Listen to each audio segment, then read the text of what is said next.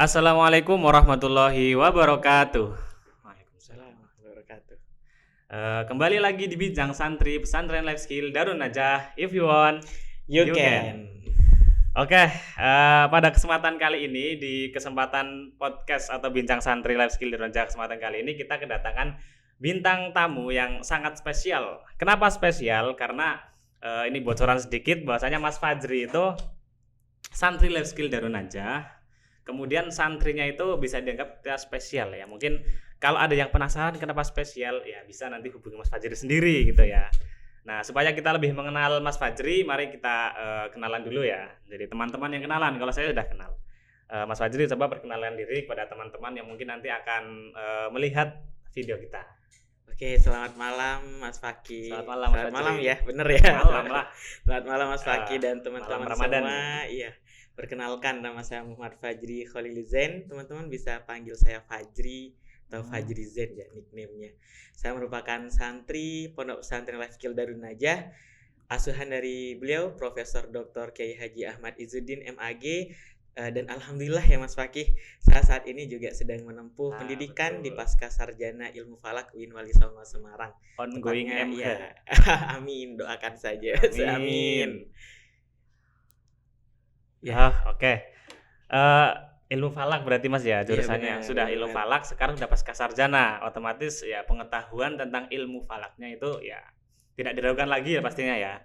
Nah, berhubung Mas Fajri ini jurusannya ilmu falak dan pasca sarjana, maka akan sangat sesuai dengan tema kita malam ini Mas Fajri. Apa itu? Nah, Mas tema Fakih, kita temanya? malam ini itu kita ingin membahas tentang sidang isbat. Oke, siap, Nah, siap. kan baru-baru ini nih agak ramai nih di media sosial, entah itu Twitter ataupun Instagram gitu ya.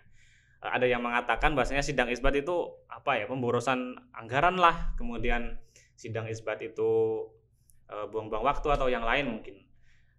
Tapi menurut Mas Fajri nih, sidang isbat itu gimana sih sebenarnya?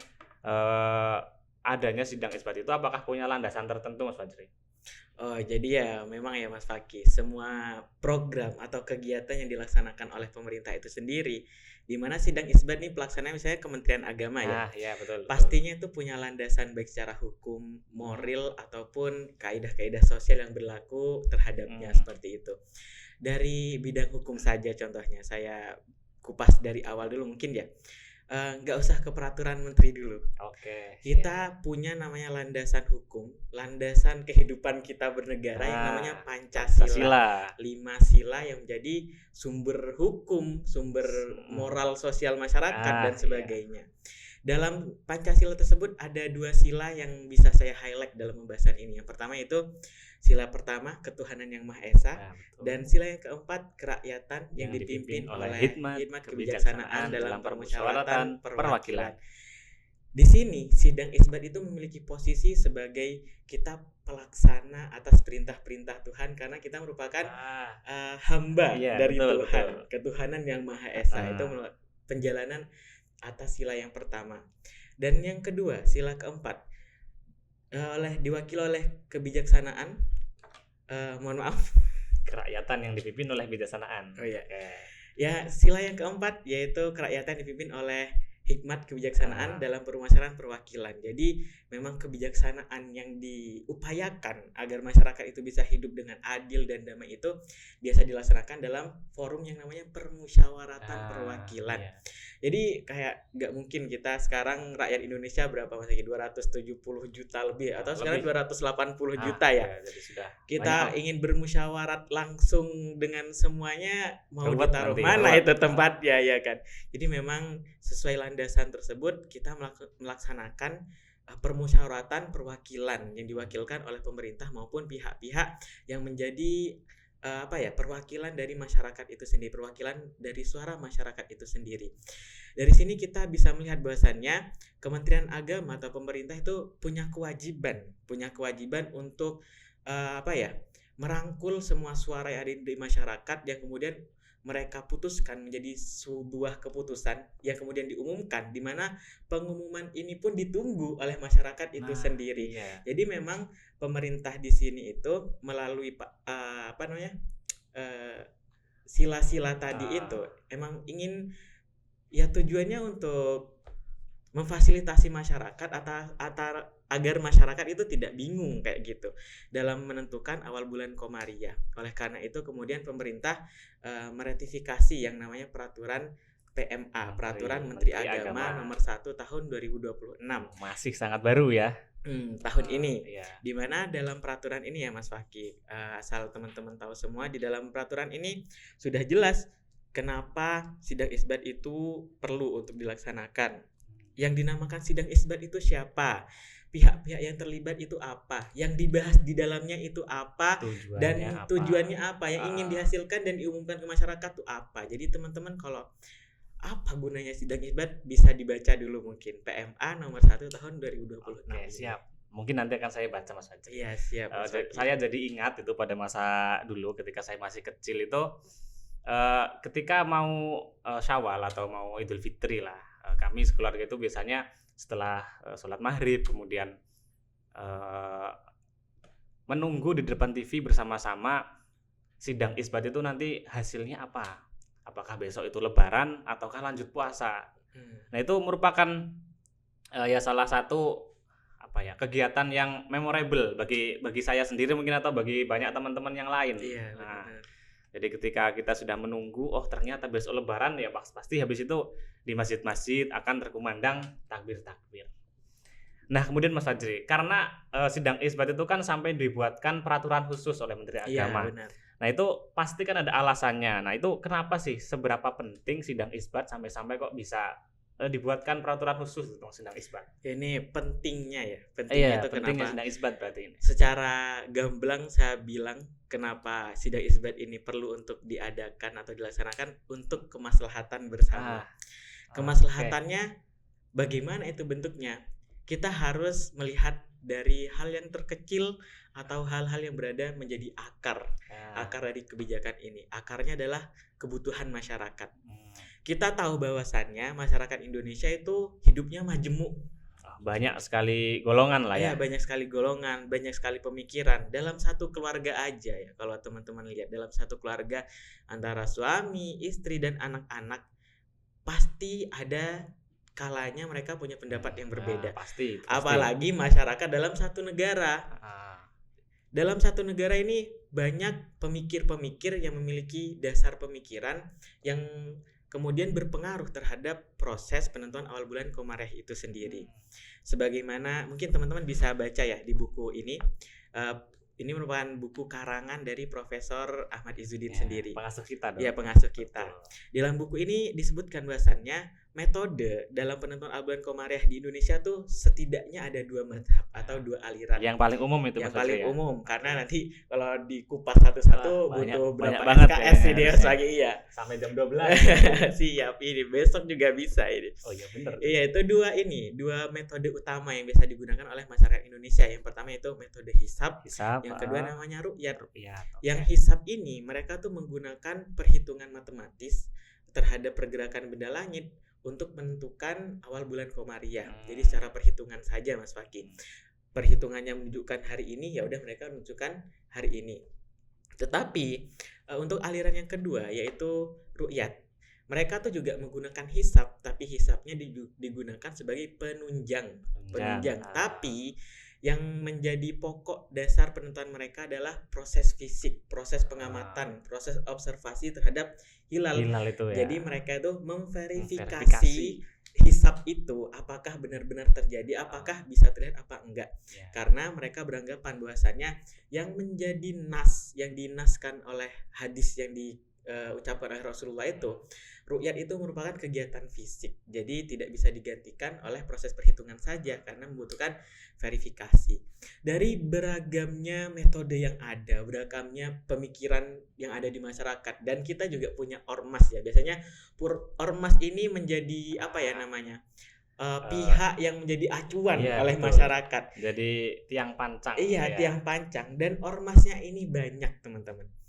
Bagaimana kemudian pemerintah sebagai pemangku kebijakan yang punya kewajiban untuk memberikan kejelasan atas seluruh rakyat Indonesia ini kemudian memberikan wadah terhadap banyaknya ormas yang ada, banyaknya metode yang ada, banyaknya pemikiran yang ada agar bertemu dalam suatu tempat kita membahas, bermusyawarah, mencari maslahat, kira-kira yang paling maslahat bagi masyarakat kita tuh seperti apa, sehingga pemerintah bisa mengeluarkan keputusan, mengeluarkan statement yang kemudian bisa dijadikan acuan oleh masyarakat dalam penentuan awal bulan Komariah.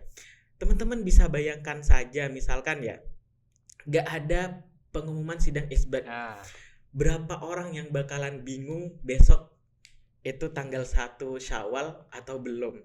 Apalagi sekarang kita hidup di media sosial di mana semua orang bisa berpendapat. Betul. Si A, si B, si C bilang Ramadan, Syawal. Syawal tuh besok. Si D, E, F lusa.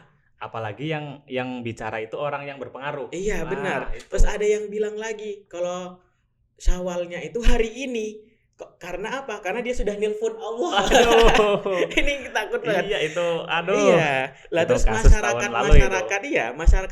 yang kemudian gak punya landasan keilmuan, ilmu falak, ilmu astronomi, mereka bakalan bingung. Ini yang harus saya ikutin pendapatnya yang mana? Yang benar yang mana? Yang sesuai syariat dan sah itu yang mana? Kayak gitu kan.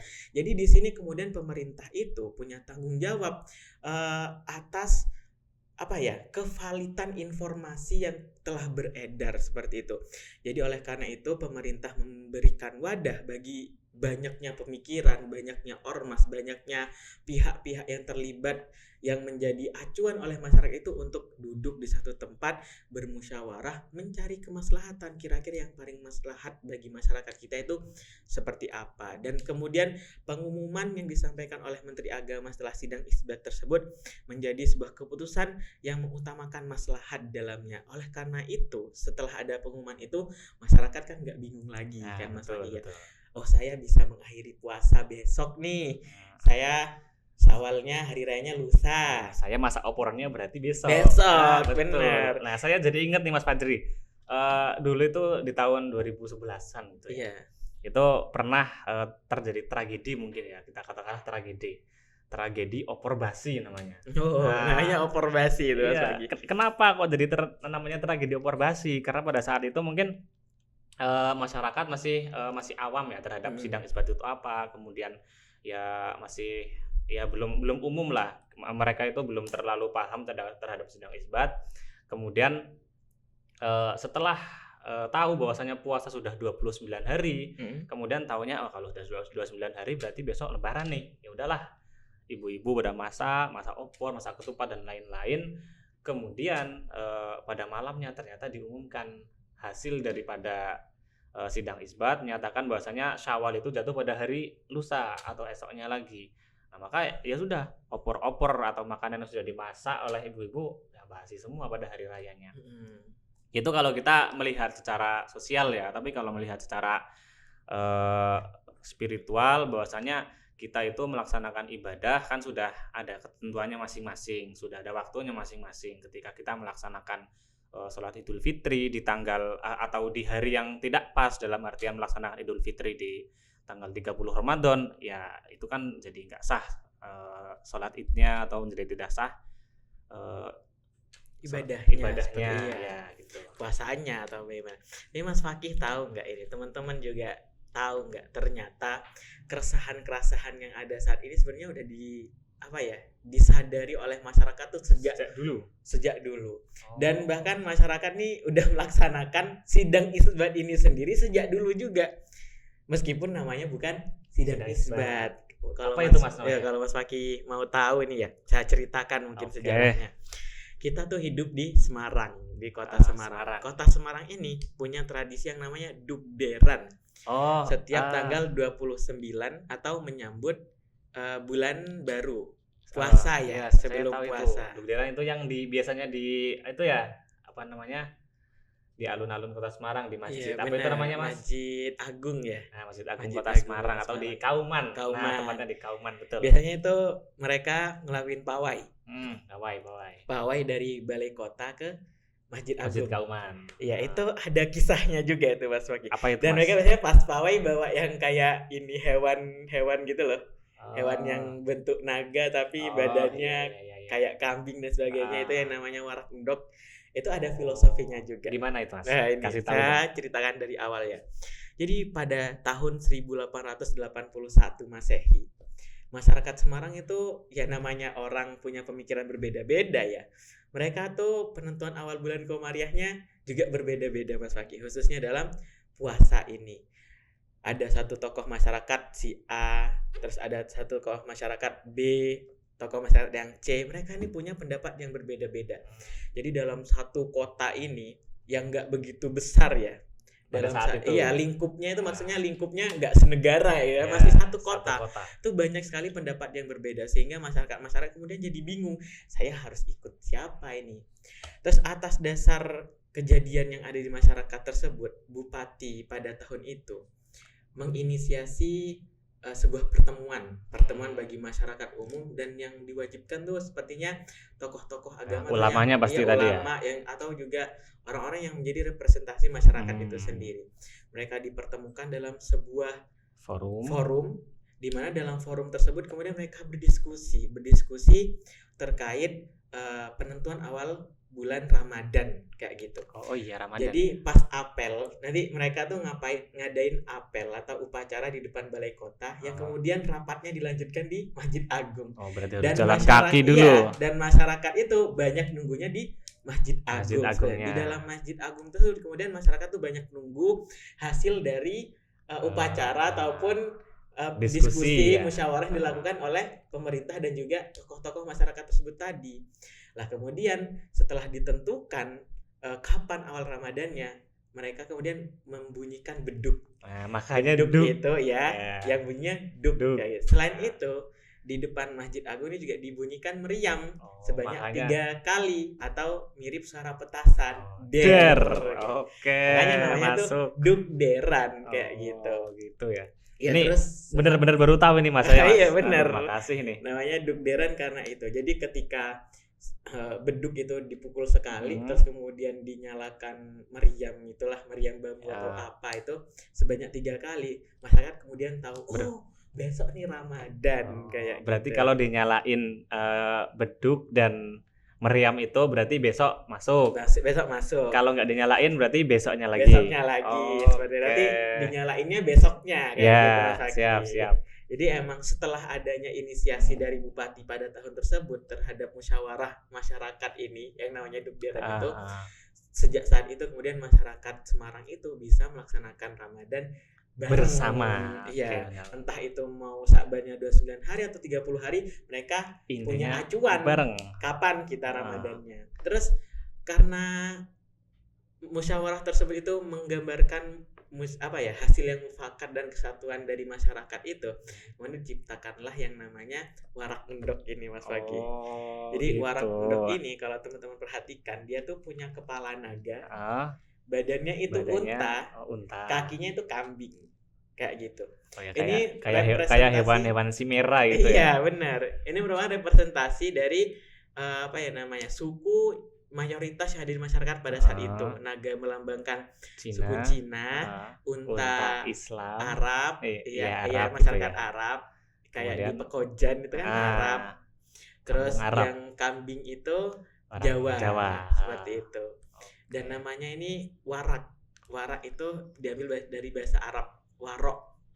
Rendah hati. Dan biasanya warak ngendok ini dia disertakan sama telur rebus kayak. Lah ini yang namanya ngendok kayak gitu. Filosofinya apa Mas Fakih? Filosofinya seperti ini. Ketika kita sudah bersatu, kemudian kita tuh punya hati yang rendah hati, warak. Dan ketika kita melaksanakan Ramadan nanti, kita tuh nggak ada perselisihan, nggak ada penyakit hati antar masyarakat. Jadi mereka bisa menjalankan Ramadan dengan khusyuk dan menjalannya dengan hati yang warak, dengan rendah hati. Ketika mereka sudah menjalankannya dengan rendah hati, akan ngendok itu menghasilkan pahala, menghasilkan keberkahan, pokoknya hal-hal yang baik di akhir Ramadan nanti.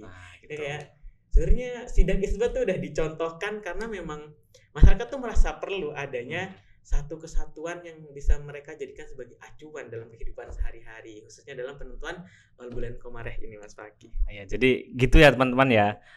Memang sidang isbat itu ya penting banget. Kenapa penting banget? Karena ya yang namanya persatuan itu penting. Ketika gak ada persatuan, maka nanti apa-apanya akan hancur ya. Iya benar. Bersatu kita teguh, bercerai kita runtuh. Oke. Ya gitu. Nah ini mumpung kita lagi bahas awal bulan Syawal besok ya. Hmm. Ini kira-kira besok secara perhitungan dan secara ru'yatul hilal nanti kira-kira Mas Fajri kapan itu Syawalnya?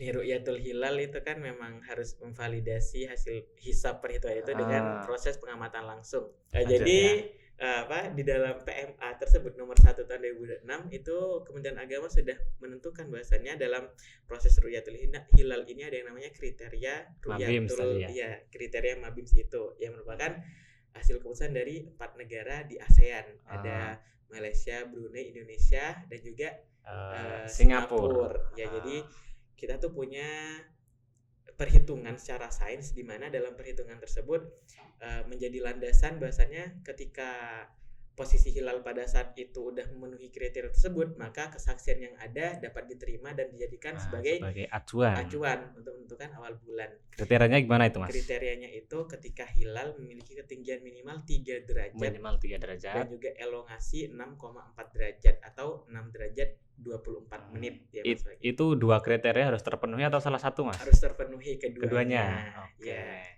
Berarti kalau salah satu terpenuhi kemudian satunya enggak, berarti enggak bisa ya? Iya. Seharusnya nggak bisa, tapi kan nanti tergantung maslahatnya gimana ketika sudah dibahas di betul. Di ini sidang isbat Mas Faki. Jadi memang untuk kondisi hilal pada tanggal 29 Ramadan nanti itu beragam, Mas Faki. Dari paling timur Papua itu 2 derajatan ya. 2 derajat agak rendah berarti ya. Agak rendah. Di bawah kriteria. Iya, pasti kriteria. 2 soalnya. 2 derajat dan terus ke barat itu semakin naik tinggi. 2 derajat berapa menit semakin tinggi, dan di Aceh di paling ujung tuh ketinggiannya baru 3 derajat. Jadi yang memenuhi ketinggiannya baru di Aceh. Di Aceh aja berarti ya. Tapi elongasi di Aceh belum memenuhi kriteria ini, di mana kriterianya 6,4 derajat tapi di Aceh baru 6 derajat 6 menit.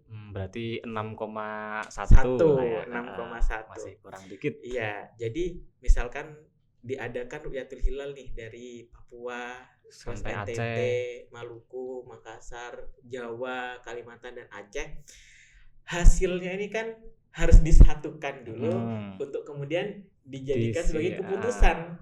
Disidangkan. Iya, disidangkan lah. Proses sidang isbat ini dalam proses ru'yatul hilal dia menjadi penting sekali.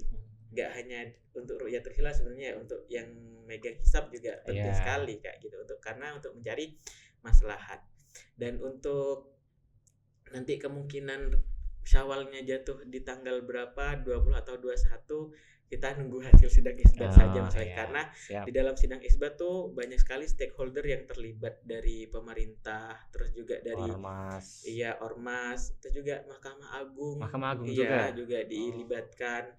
Terus juga pakar-pakar falak dan astronomi juga dilibatkan. Jadi dalam sidang isbat tersebut kemudian dari hasil yang ada, ketika ada yang melapor kemudian melihat hilal, kemudian diverifikasi dulu. Enggak serta-merta langsung karena ada yang melihat berarti masuk nih. Iya, enggak ya, apalagi kita juga punya kriteria, karena kriteria itu menjadi landasan sains kayak gitu kan. Landasan sesuai dengan keilmuan yang ada yang berkembang kayak gitu. Jadi dalam sidang isbat ini kemudian memegang peran yang penting untuk menyamakan, terus membahas apakah hasil-hasil ru'yat yang ada atau hasil hisab yang sudah dihitung itu valid dan kemudian dapat dijadikan landasan sebagai penentu awal Syawal gitu. Jadi memang untuk penentuannya kita tunggu sidang isbat saja, apakah tanggal 21 atau 21 seperti itu. Jadi gitu ya teman-teman ya. Memang kalau teman-teman bertanya kepada mahasiswa-mahasiswa falak mungkin ya, kapan sih lebarannya? Ya kalau berdasarkan perhitungan pasti, kalau berdasarkan perhitungan mentah kemudian berdasarkan kriteria-kriteria yang ada, ya mungkin kami bisa menjawab hari ini itu mungkin ya. Tapi kita kan punya kebijakan bahwasanya sudah ada sidang isbat, maka nanti ya keputusan yang paling final keputusan final tentang awal bulan Syawal ya tentu saja kita tetap menunggu hasil daripada sidang isbat. Supaya apa nanti ya? Supaya maslahah, kemudian ya tidak menimbulkan kebingungan ya di masyarakat. Ya, gitu Mas Fajri ya. Terima kasih nih Mas Fajri sudah meluangkan waktunya ya. Mungkin kita sudah berbincang sangat panjang. Mungkin kalau kita terusin sampai besok ini. Jadi supaya menyingkat durasi ya kita akhiri mungkin. Maka dari itu mari kita akhiri bersama pesantren Life Skill Darun Najah. Sukses, soleh, selamat. Assalamualaikum warahmatullahi wabarakatuh.